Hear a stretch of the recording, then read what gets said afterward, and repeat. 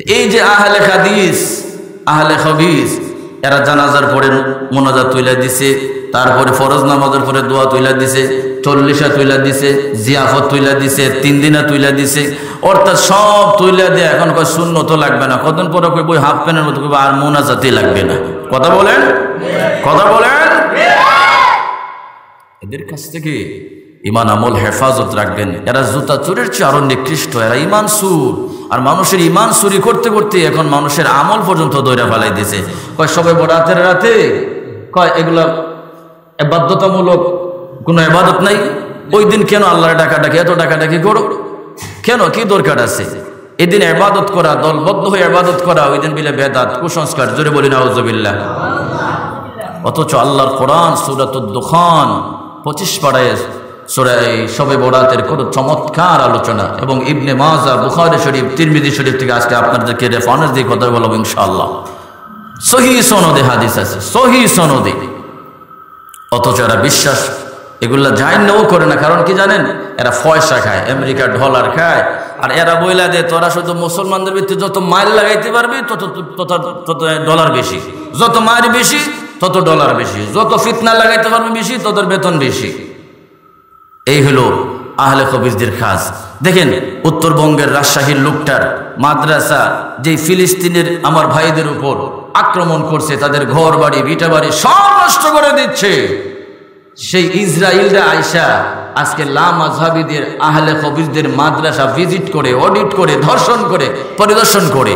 তো এখানে কি বোঝা যায় সুরের সাথে যখন সুরা বেটা হাঁটে তখন বোঝা গেল কিছু একটা সম্পর্ক আছে? কথা বলেন। ইহুদি যখন একটা মুসলমানের মাদ্রাসা যখন দেখাশোনা করে, ওখানে বোঝা যাবে কোনো একটা ব্যাপার স্যাপার আছে। কথা বলেন ঠিক না বেটি? সূরাতুদ দুখান আল্লাহ বলছেন, আল্লাহু আকবার ওয়ালিল্লাহিল হামদু বিসমিল্লাহির রাহমানির রহিম।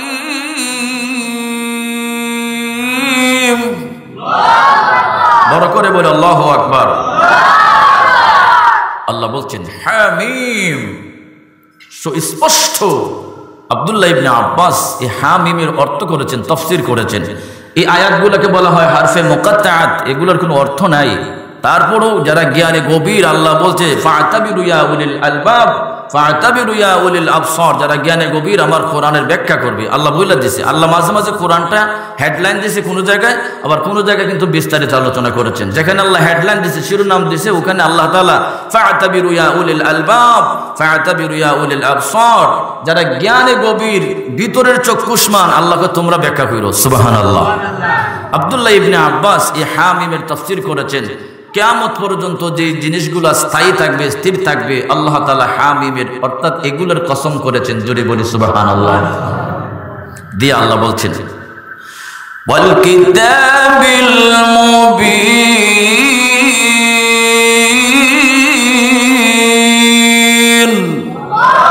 আল্লাহ তাআলা বলছেন সুস্পষ্ট কিতাবের শপথ, সুস্পষ্ট কিতাবের কসম। ইন্না আনজালনাহু ফি লাইলাতিন মুবারাকাতিন ইন্না কুন্না মুনজিরিন। আল্লাহ তাআলা বলেন নিঃসন্দেহে আমি একে বরকতময় রাতে নাযিল করেছি। অর্থাৎ একে মানে কোরআনকে। আল্লাহ তাআলা বলছেন আমি নিঃসন্দেহে কোরআনকে বরকতময় রাতে নাযিল করেছি। এই বরকতময় রাত নিয়ে ইখতিলাফ উলামায়ে কেরামের, তাফসীরকারকদের। কেউ বলছেন শবে কদর, কেউ বলছেন শবে বরাত। এখানে শবে বরাতের কথা আব্দুল্লাহ ইবনে আব্বাস। আব্দুল্লাহ ইবনে আব্বাসকে জানেন? নবীজির চাচতো ভাই, নবীজির আহলে বায়েত, নবীজির বংশধর। জোরে বলি সুবহানাল্লাহ। এ বাবা তোরা ওয়াজ করাইছা? এখানে এখানে আমি এখানে যাই বাবা, করস না, দেখোস নাকি মজা লাগে ওয়াজ করতে? কষ্ট আছে, এটা একটা জানোয়ার, এটার সামনে কথা বলা অনেক কষ্ট। কোথায় কইস না বেটা?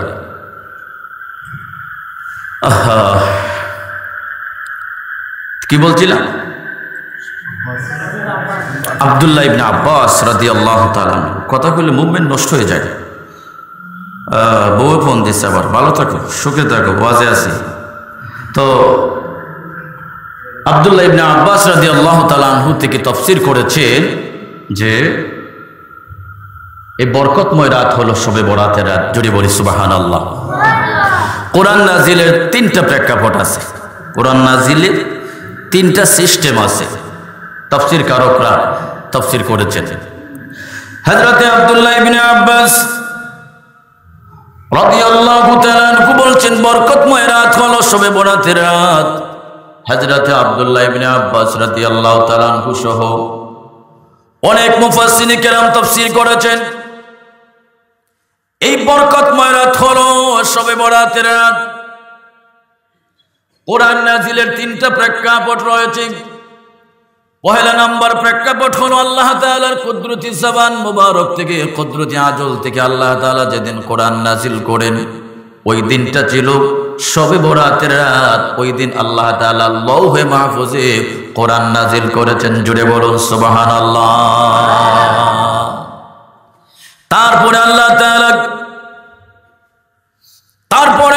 আল্লাহ তাআলা দ্বিতীয় পর্যায়ে যখন কোরআন প্রথম আসমানে নাজিল করেন গোটা 30 পারা এক টান মেরে আল্লাহ তাআলা যেদিন প্রথম আসমানে নাজিল করেন, দুনিয়ার প্রথম আসমান যেটা দেখা যায় ওইটা একটা কাউয়ার জীবনের রাস্তা। একটা কাক পাখি 500 বছর বাসে। জুড়ে বলি সুবহানাল্লাহ।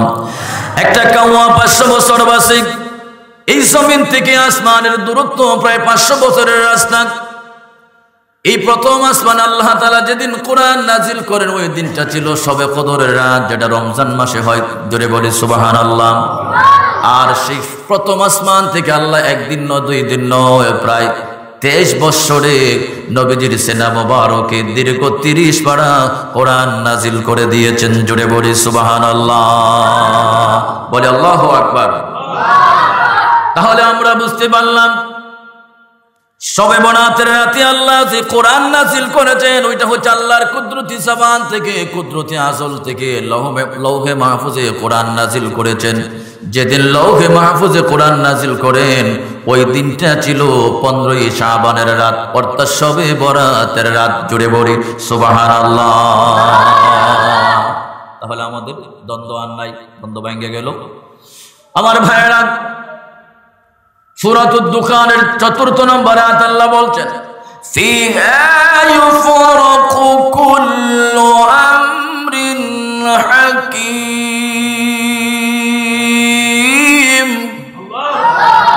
বড় করে বলি আল্লাহু আকবার। আল্লাহ বলছেন ফিহা ইউফরাকু কুল্লু আমরিন হাকীম। আল্লাহ ডাক দিয়ে বলে এরা দুনিয়ার মানুষ, ফিহা ইউফরাকু কুল্লু আমরিন হাকীম। এই শবে বরাতের রাতে আমি আল্লাহ তাআলা যাবতীয় কাজকর্ম লিপিবদ্ধ করে দেই, যাবতীয় কলা কৌশলগুলি আমি আল্লাহ তাআলা লিপিবদ্ধ করে দেই। অর্থাৎ আগামী বছর কে মারা যাবে, কে বেঁচে থাকবে, কে শুটকি খাবে, কে গোশত খাবে, কে খালে মারা যাবে, কে বিলে মারা যাবে, কে দরিয়ায় মারা যাবে, কে বিবাহ করবে, কে শাদী করবে, কে পৃথিবীতে আসবে, সব কিছু আল্লাহ তাআলা 1 বছরের জন্য শবে বরাতের রাতে লিপিবদ্ধ করেন। জোরে বলি সুবহানাল্লাহ। বলে আল্লাহু আকবার। চিৎকার করে বলুন আল্লাহু আকবার। আল্লাহর নাম জপতে শরম নাই। আল্লাহ আমার রব, তিনি আমার সব। কথা বলেন ঠিক না বেটি? আল্লাহ আমার রব, এই রবে আমার সব। আল্লাহ আমার রব, এই রবে আমার সব। দমে দমে তন মনে থারে অনুভব। আল্লাহ আমার রব, এই রবি আমার সব। আপনাদের খারাপ লাগতেছে? আয়ুব বাচ্চু মমতাজের গান গাইছি? না না, সাথী তেরা প্যার পূজায় হো গাই নাই। আয়ুব বাচ্চু মমতাজের গান গাই নাই। আল্লাহর হাম গেয়েছি, মাঝে মাঝে রাসূলুল্লাহর শান গাইব, নাত গাইব। আমার ভাইয়েরা, আপনারা কাছে আসেন, আপনাদেরকে যত দেখবো তত ভালো লাগবে। হেলান দিয়ে দেন, আমার কাছে আসেন, আপনার ভালো লাগতেছে আমার, আপনারা আমার বন্ধু, আসেন ফ্রেন্ডশিপ করব, কাছে আসেন। ওই জায়গায় থাকলে শয়তান ডাকে বাবা তুমি ঘুমাও, আমি তোমার মজা দিয়ে দেই। হেলান দিয়ে চিত্তুয়া বা কাতুয়া হেলান দিয়া ঘুম দিলে অজু চইলা যায়। মজা লাগে, এই জন্য উজু চলে যায়। সামনে আসেন, শয়তানে ধোঁকা দিতে পারবে না। যদি আমার চেহারা দেখেন, আপনারা দেখি, তাহলে আরো ভালো লাগবো। এদিক থেকে এদিকে বেশি বলবেন, এটা আমার এইম অফ লাইফ সামন। কথা বলেন ঠিক না বেঠিক? আল্লাহর প্রিয় নবী, দুজাহানের বাদশা নবী, মদিনার নবী মুহাম্মদুর রাসূলুল্লাহ সাল্লাল্লাহু আলাইহি ওয়াসাল্লাম এই শাবান মাসের ব্যাপারে রাসূলুল্লাহ বলছেন, শাবান মাসের মর্যাদা শবে বরাতের মর্যাদা এমন। আল্লাহ নবী বলছেন যে সমস্ত কিতাবের উপর কোরআনের যেমন মর্যাদা, রজব মাসের তেমনি মর্যাদা। সমস্ত নবী রাসূলদের জন্য উপরে যেমন আমি রাসূলুল্লাহর মর্যাদা, শাবান মাসের মর্যাদা তেমনি ভাবে গোটা সৃষ্টি জগতের, গোটা মাখলুকাতের উপর আল্লাহর যেমন শ্রেষ্ঠতা মর্যাদাবান। আল্লাহ তাআলা বলেন 12টা মাসের ভিতরে তেমনি নিয়ে আমরা এসেছি মাহফিলে, আল্লাহ বগো আশা নিয়ে আমরা এসেছি মাহফিলে। অগরহমত বড় কত দিও নবীজির খাতিরে, অগরহমত বড় কত দিও নবীজির খাতিরে। নবী গো আমরা গুনাহগারে, সালাতু সালাম জানাই দরুদ সালাম জানাই আপনার পরে। নবী গো আমরা সালাম আমরা গুনাহগারে জানাই আমরা গুনাহগারে, সালাম আমরা গুনাহগারে জানাই আমরা গুনাহগারে। নবী গো আমরা, চিৎকার করে বলুন আল্লাহু আকবার। আমার সুন্নি বাবারা ভাইরা, কোরআনুল কারীম থেকে আয়াত কারিমা, দুইটা আয়াত কারিমা তেলাওয়াত করেছি দুইটা বিষয়ের উপর। কারণ হলো শবে বরাতের বয়ান করলে পিতামাতার বয়ান অটোমেটিক এসে যাবে, এই জন্য দুইখান থেকে সূরা বনী ইসরাইল থেকেও একটা আয়াত কারিমা তেলাওয়াত করেছি। আবার ভাইরা, যারা ওয়াহাবি, যারা খারেজি, যারা রাফিজি, কট্টরপন্থী যারা, সবাই না কিন্তু আবার কট্টরপন্থী যারা, আহলে হাদিসের মতো চরিত্র যাদের, এরাই কেবলমাত্র শবে বরাতের রাত্রে ইবাদতের রাত বলে না, এটা বিদআতের রাত বলে, কুসংস্কারের রাত বলে। জুড়ে বলি নাউযুবিল্লাহ। আমি আপনাদেরকে হাদিস শোনায় দিচ্ছি। হযরত আলী রাদিয়াল্লাহু তাআলা আনহু থেকে সহিহ সনদে হাদিস বর্ণনা, তিরমিজি ইবনে মাজাহ শরীফের হাদিস শরীফ 1388 নং হাদিস। যদি ওয়াহাবিদের, আহলে হাদিসদের, আহলে খাদাসদের যদি নোট করতে হয় নোট করে নাও। ইবনে মাজাহ শরীফের হাদিস 1388 নং হাদিস। আমি এবারটা পড়ে দিচ্ছি।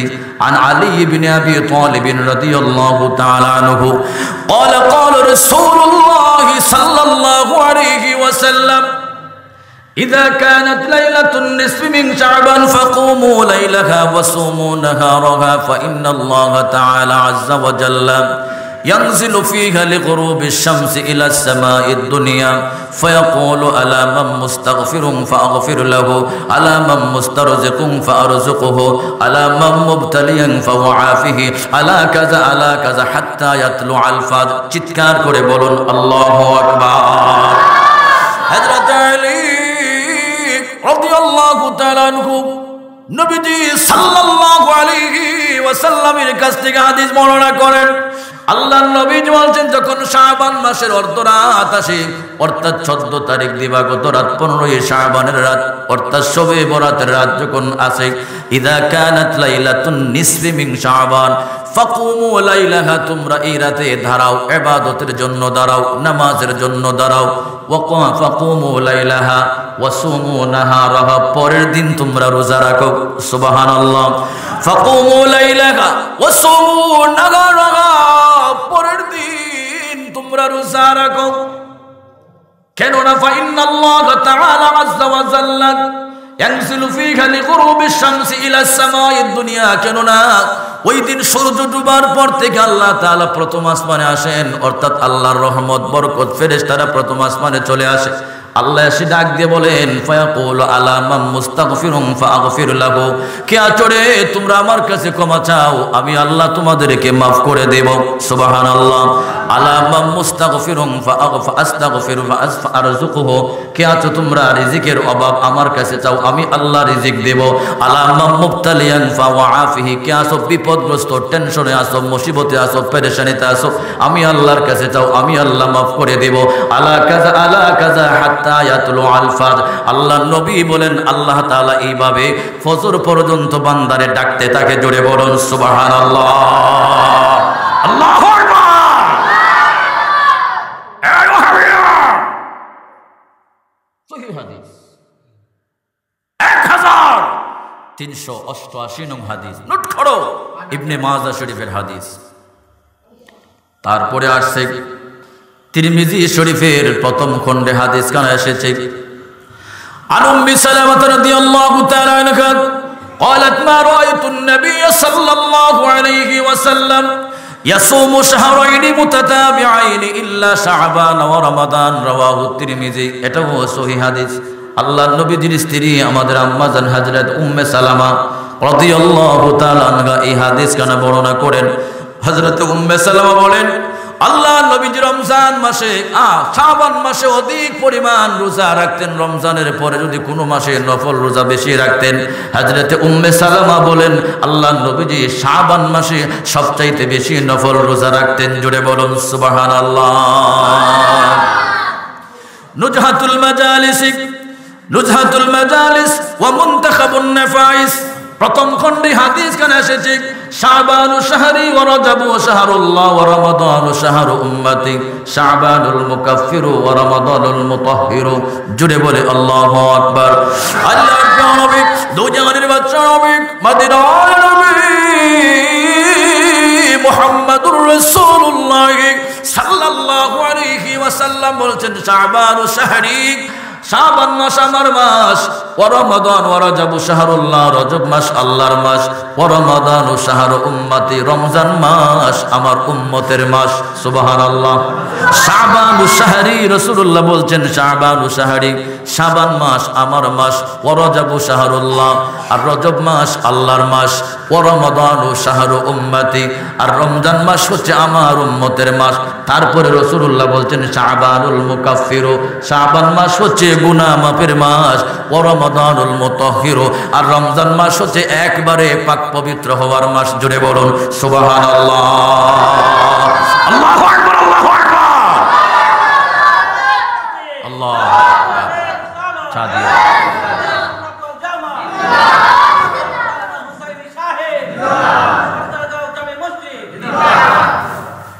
বলে আল্লাহু আকবার।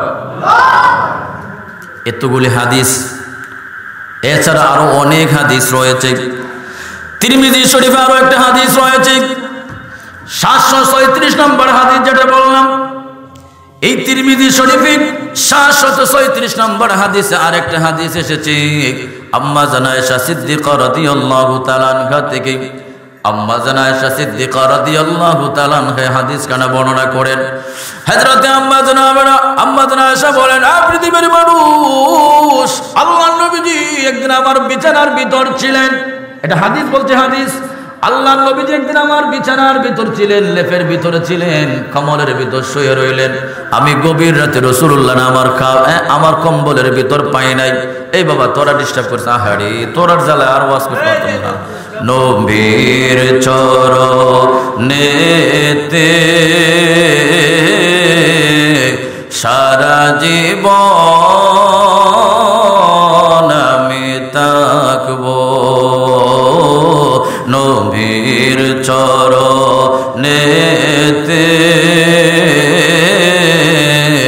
সারা জীবন আমি থাকবো। ভালোবেসে নবীজিকে, ভালোবেসে নবীজিকে আর হৃদয় মাঝে ভরে রাখবো। ও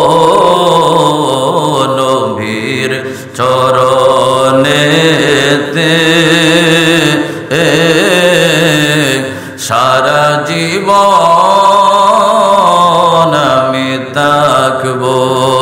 লোভ লালসায় পড়ে আমি, লোভ লালসায় পড়ে আমি, আরে নবী নাহি হারাবো, নবীর চরণেতে বলেন, সবাই বলেন, সারা জীবন আমি থাকবো নবীর চরণেতে।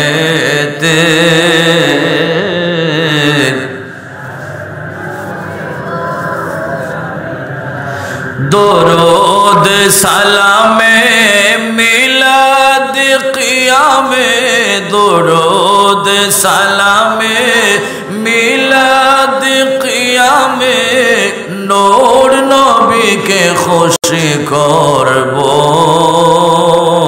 ও নবীর চরণেতে সারা জীবন আমি থাকবো। খারাপ লাগছে? গান গাইছি, শান গাইছি নবীজির। এই যে একটা গান গাইলাম, এটা মানে ইসলামিক গান, গান মানে গজল, ইসলামিক গান। আমার ভাইয়েরা এগুলি হাজারো বার জায়েজ গাইতে পারেন, শুধু জায়েজ না, শুধু জায়েজ না, জায়েজ না যারা কয় এরা হলো নবীর দুশ্মন। এরা এগুলি গাইলে দাঁত বার কইরা কুত্তার মতো একটা ভেটকি মারে, এরা নবীর দুশ্মন।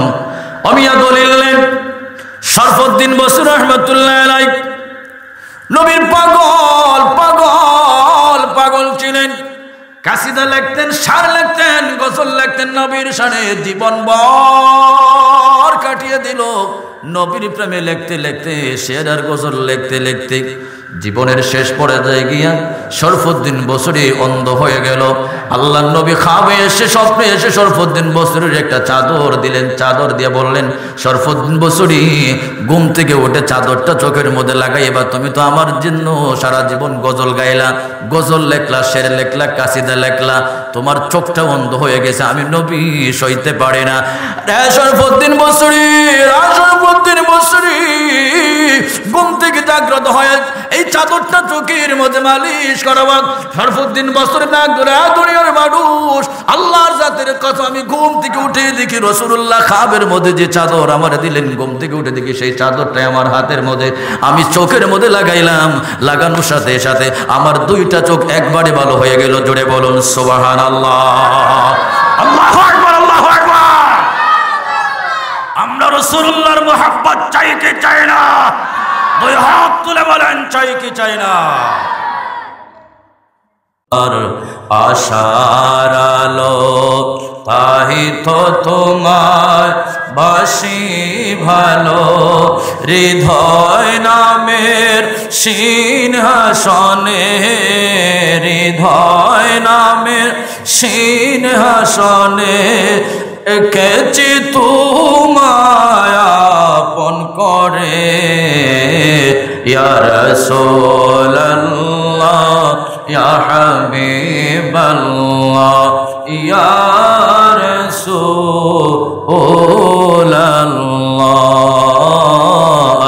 আল্লাহুম্মা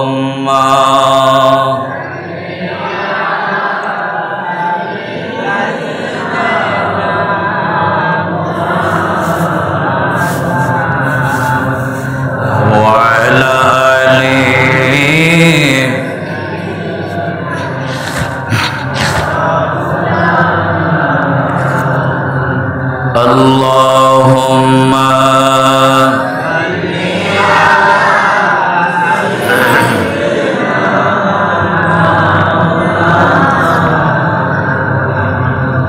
wa ala ali sayyidina।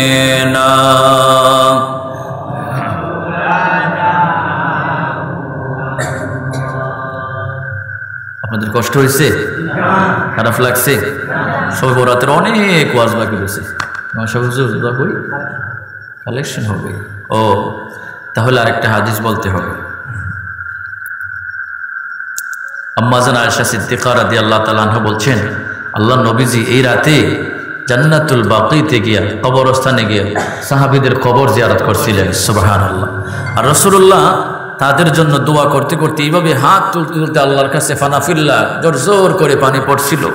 রসুল আম্মা আয়েশা বলছেন রসুল পাকের বগল মোবারক দেখা যাচ্ছিল আল্লাহর কাছে এইভাবে হাত তুলতে তুলতে। এই রাতে মা বাবার কবর জিয়ারত করেন, এই রাতে দোয়া দুরূদ পড়বেন, নামাজ পড়বেন, তাহলিল পড়বেন। অনেক লম্বা একটা হাদিস আছে, ওঠেন না। এই কথাটা কইলে মানুষ ওঠানামা করে, আহারে জানে না। ভাইরা মা, আল্লাহ নবীজি মেরাজের রাত্রে অসংখ্য মানুষ দেখলেন এক জায়গায় অবরুদ্ধ, আটকা পড়ে রয়েছে। এরা ধনী কোটিপতি। রাসূলুল্লাহ বলেন, ইয়া হে জিবরাইল, হে ভাই জিবরাইল, এই মানুষগুলি কারা? এরা যে অবরুদ্ধ, এই যে এরা দাঁড়াই রয়েছে, রাসূলুল্লাহ এরা আপনার উম্মতের কোটিপতি, বড় বড় শিল্পপতি, ধনী মানুষরা। বলে এরা কি হয়েছে? বলে এরা দলের হিসাব দিতে পারতেছে না, জান্নাতেও ঢুকতে পারতেছে না। বলে এরা যে হাসতে হাসতে ঢুকতেছে, এরা কারা? বলে এরা গরিবরা। সুবহানাল্লাহ। হাসতে হাসতে জান্নাতে ঢুকতেছে। আর রাসূলুল্লাহ হাদিসে বলছেন, আমি গরিবদেরকে নিয়ে জান্নাতটা উদ্বোধন করব। সুবহানাল্লাহ।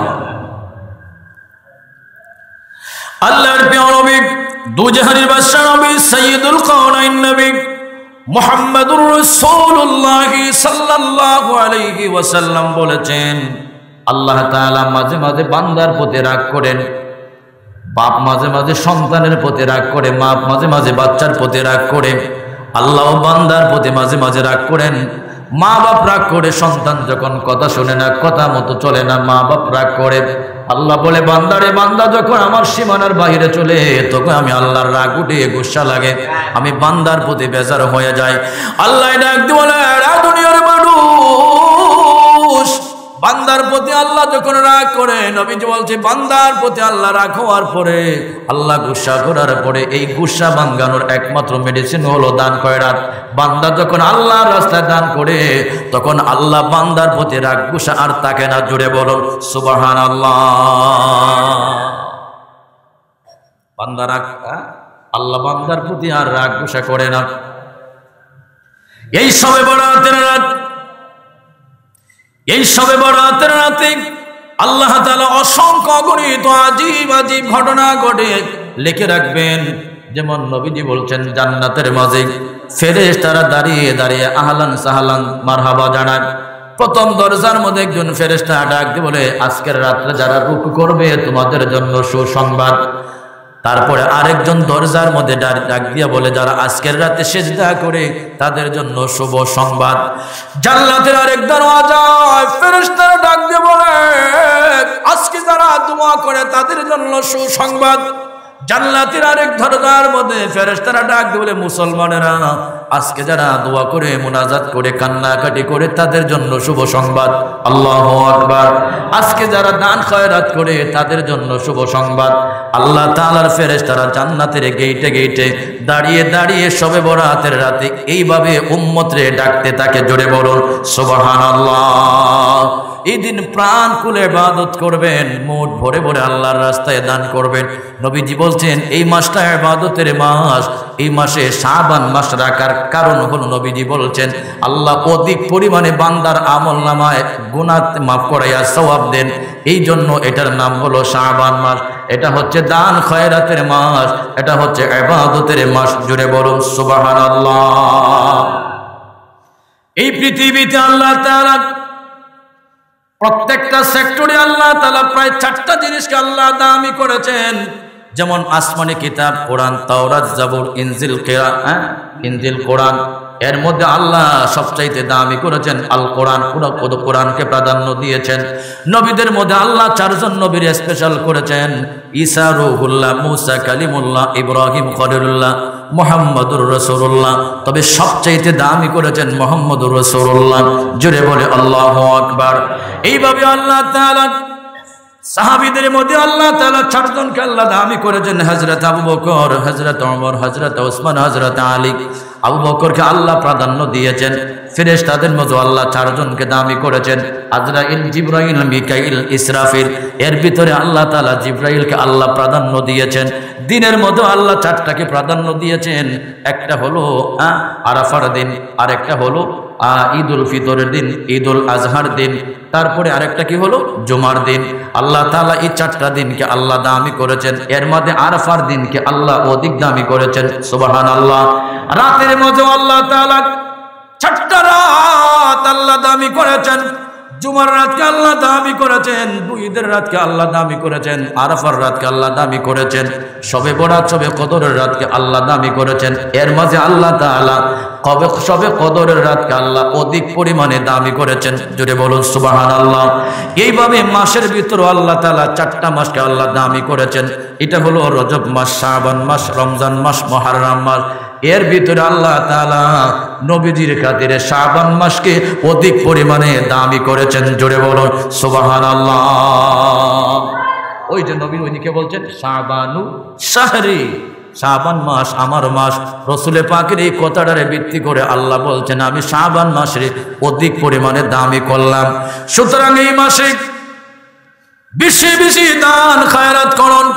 নবীজি সাল্লাল্লাহু আলাইহি ওয়াসাল্লাম বলছেন 13, 14, 15 এই 3 দিন আল্লাহর কাছে ইবাদত, বান্দার আমলনামা পেশ করা হয় আল্লাহর কাছে। আল্লাহ নবী বলেন তোমরা এই শাবান মাসে অধিক পরিমাণে রোজা রাখো, অধিক পরিমাণে দান সদকা করো, কারণ হচ্ছে যেন তোমার আমলনামাটা কোনো একটা ইবাদতের সময় পেশ করা হয়। যদি বলুন সুবহানাল্লাহ। অর্থাৎ তোমার আমলটা যখন আল্লাহর কাছে পেশ করা হয় তখন তুমি একটা আমলের উপরে তাকো, হয়তো নামাজ পড়ো, রোজা রাখো, না দান করো। সুতরাং এটা একটা দান খয়রাতের বিশাল বড় অফারের মাস। এই মাসে আল্লাহর কাছে দান করলে অধিক মর্যাদাবান, অধিক সওয়াবের কাজ। সুতরাং এই মাহফিলটা আগামী বছর হোক, এটা আমরা চাই কি চাই না? মসজিদের ভিতরে ওয়াজ আসলে তেমন একটা মজা লাগে না, কেমন জানি আমার কাছে লাগছে, আনইজি ফিল করছে একটু।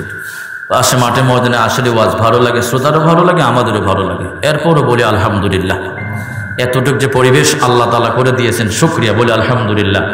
সুতরাং আগামী বছরও মাহফিলটা হোক। সুতরাং এই মাহফিলটা হওয়ার প্রয়োজন হলে কিসের দরকার? মাইক, প্যান্ডেল, পোস্টার, এগুলি দরকার। আচ্ছা কোন চান? এই মাইকটা দিয়ে আল্লাহর কোরআন তেলাওয়াত হবে, নবীজির হাদিসের বয়ান হবে, নামাজ রোজার বয়ান হবে, আমলিয়াতের বয়ান হবে। সুতরাং এই মাইকটা কে দিবেন? একজন মানুষ